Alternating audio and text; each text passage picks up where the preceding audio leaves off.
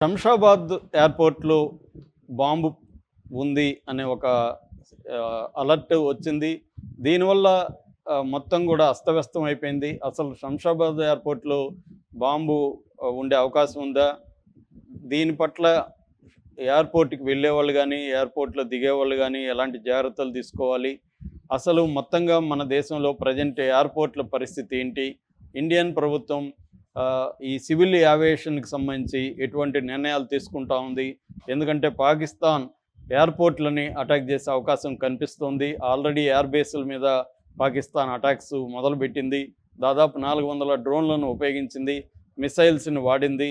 అట్లాగే మనం గూడా పాకిస్తాన్ ఎయిర్ బేస్‌ల్ని అటాక్ చేస్తున్నాం. ఇప్పుడు వాళ్ళు ఒక కొత్త ఆపరేషన్ గూడా బునియాన్ ఉన్ మర్సూస్ అనే ఒక ఆపరేషన్‌ని గూడా వాళ్ళు మొదలుపెట్టారు. మన ఆపరేషన్ సింధూర్‌కి పోటీగా. సో, ఈ నేపథ్యంలో శంషాబాద్ పరిస్థితి ఏంటి? మిగతా ఎయిర్‌పోర్ట్‌ల పరిస్థితి ఏంటి? అనేది మనం చూద్దాం. శంషాబాద్‌లో నిన్న ఒక మెయిల్ వచ్చింది వాళ్ళకి. ఆ మెయిల్ ఏందంటే శంషాబాద్ ఎయిర్‌పోర్ట్‌లో బాంబు పెట్టారు. ఇక్కడ పాకిస్తాన్ ప్రేరేపిత ఉగ్రవాదులకు సంబంధించిన స్లీపర్ సెల్స్ ఉన్నాయి. ఈ స్లీపర్ సెల్స్ బాంబుల్ని పెట్టి ఎయిర్‌పోర్ట్‌లో పేల్చేయబోతున్నారు అని ఒక ఈమెయిల్ వచ్చింది. దాంట్లో సిఐఎస్ఎఫ్ రంగంలోకి దిగింది. Central industrial security force. అంతేకాకుండా బాంబు డిస్పోజల్ స్క్వాడ్స్ దిగాయి. లోకల్ పోలీసులు వెళ్ళారు. వీళ్ళందరూ వెళ్ళి మొత్తంగా అక్కడ టెర్మినల్సు మొత్తం ఇంటీరియర్సు, చుట్టుపక్కల ప్రాంతాలు అన్నీ కూడా క్షుణ్ణంగా పరిశీలించారు. ఎక్కడా కూడా బాంబు ఆనవాళ్ళు ఏవీ లేవనేది అర్థమైంది. దాంతో సిఐఎస్ఎఫ్ విజిలెన్సు పెంచారు. తర్వాత సీసీటీవీలు పెంచారు. అక్కడ ఓవరాల్‌గా సెక్యూరిటీ ఎఫర్ట్స్ పెంచారు. అందుకని ఎయిర్‌పోర్ట్‌కి ఎవరు వెళ్ళాలన్నా ఇంతకు ముందులాగా 30 గంట, 1 అవర్ ముందుగా కాకుండా 3 గంటల ముందు వెళ్ళమన్నాడు. 3 గంటల ముందు రావాలని వాళ్ళు చెప్తున్నారు.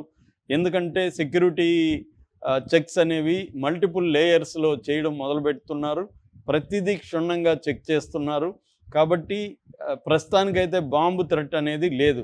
కానీ ఇండియన్ ఎయిర్‌పోర్ట్స్‌లో బాంబు థ్రెట్ ఉన్నాయి అని చెప్పి మొత్తం 32 ఎయిర్‌పోర్ట్స్‌ని దేశవ్యాప్తంగా ఇండియా క్లోజ్ చేసింది. ఏఏఐ అంటే ఎయిర్‌పోర్ట్ అథారిటీ ఆఫ్ ఇండియా కానీ, DGCA director general of civil aviation కానీ వీళ్ళు ఒక సర్క్యులర్ జారీ చేశారు. టోటల్‌గా 32 ఎయిర్‌పోర్ట్‌లని క్లోజ్ చేస్తున్నాం. అందులో 3 మాత్రం మిలిటరీ బేస్డ్ ఎయిర్‌పోర్ట్స్ అయితే మిగతావి సివిల్ ఏవియేషన్‌కి సంబంధించింది. దాదాపు 500 పైన రకాల ఫ్లైట్స్‌ని క్యాన్సిల్ చేసినట్టు చెప్తున్నారు. ఇది మే 15 వరకి అమల్లో ఉంటుంది. దాని తర్వాత కొనసాగించే అవకాశం కూడా ఉంది. ఎందుకంటే ఈ వారు నెక్స్ట్ స్టేజ్కి వెళ్ళే అవకాశం ఉంది. న్యూక్లియర్ వార్గా మారే అవకాశం కనిపిస్తుంది. ఎందుకంటే నేషనల్ కమాండ్ అథారిటీ అని పాకిస్తాన్లో న్యూక్లియర్ వెపన్స్ వేయాలా వద్దా, వేస్తే ఎట్లా వేయాలి, ఇవన్నీ డిసైడ్ చేసే సంస్థ పేరే నేషనల్ కమాండ్ అథారిటీ. ఆ సంస్థని వాళ్ళ ప్రధానమంత్రి షహబాజ్ షరీఫ్ ఈరోజు సమావేశపరుస్తున్నాడు. దాన్ని బట్టి నెక్స్ట్ ఫేజ్ ఆఫ్ వార్ ఎలా ఉంటుంది అనేది డిసైడ్ అవుతుంది. ఈ వార్ ఇక్కడితో ఆగుతుందా, లేదా నెక్స్ట్ లెవెల్కి ల్యాడర్లో నెక్స్ట్ లెవెల్కి వెళ్ళిపోతుందా అనేది మనకి ఈరోజు డిసైడ్ అయ్యే అవకాశాలు ఉన్నాయి. అందుకని ఈ లోపల ఎయిర్‌పోర్ట్‌లను అయితే ముందస్తు చర్యగా వీళ్ళు చేశారు. ఇందులో ప్రధానంగా మనకి నార్త్ ఇండియా, వెస్ట్రన్ ఇండియా వీటిలో మాత్రమే ఎయిర్‌పోర్ట్‌లని మూశారు. సౌత్ ఇండియాలో ఎక్కడ కూడా ఎయిర్‌పోర్ట్‌లని క్లోజ్ చేయలేదు. ముఖ్యంగా అమృత్సరు, చండీగఢ్, జైసల్మేరు, జమ్మూ, పాటియాలా, పోర్బందరు, పఠాన్‌కోట్, అవంతిపోరు, బఠిండా, భుజ్, బికనూరు, హల్వారా, ఆదంపూరు, అంబాలా, హిండన్, జామ్నగర్, జోధ్పూర్, కాండ్లా, కాంగ్రా, కేసద్, కిషన్గఢ్, కులు మనాలి, లేహ్, లూధియానా, ముంద్రా, నలియా, రాజ్కోట్, నర్సావా, షిమ్లా, శ్రీనగర్, తోయిన్, ఉత్తరలై ఈ ఎయిర్‌పోర్ట్‌లని క్లోజ్ చేశారు. సో, సౌత్ ఇండియాలో భయపడాల్సిన అవసరం లేదు. కాకపోతే కొంచెం ముందుగా వెళ్ళాలి ఎయిర్‌పోర్ట్‌లకి ప్రయాణికులు.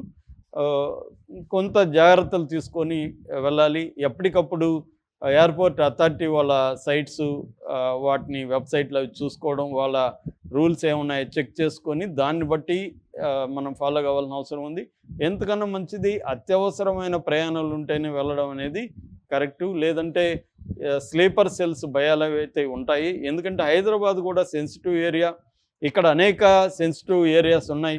మామూలుగానే మనకి మెయిన్‌గా సివిలియన్ చెప్పాలంటే చార్మినార్ ఉంది, బుద్ధ విగ్రహం ఉంది, హైటెక్ సిటీ ఉంది, తర్వాత బంజారా హిల్స్, జూబ్లీ హిల్స్ ఉన్నాయి. అవి కాకుండా మిలిటరీకి సంబంధించినవి చెప్పాలంటే కంటోన్మెంట్ ఉంది, గోల్కొండలో ఆర్డినెన్స్ ఫ్యాక్టరీ ఉంది, నాచారం, కంచనబాగ్‌లో చాలా ఉన్నాయి. Defence research development laboratory DRDL ఉంది. తర్వాత defence metallurgical research laboratory DMRL ఉంది. తర్వాత అనురాగా ఉంది, advanced numerical research and analysis. RCI ఉంది, రీసెర్చ్ సెంటర్ ఇన్ఫ్రాస్ట్రక్చర్. బీడిఎల్ ఉంది, భారత్ డైనమిక్ లిమిటెడ్. తర్వాత మెదాని ఉంది,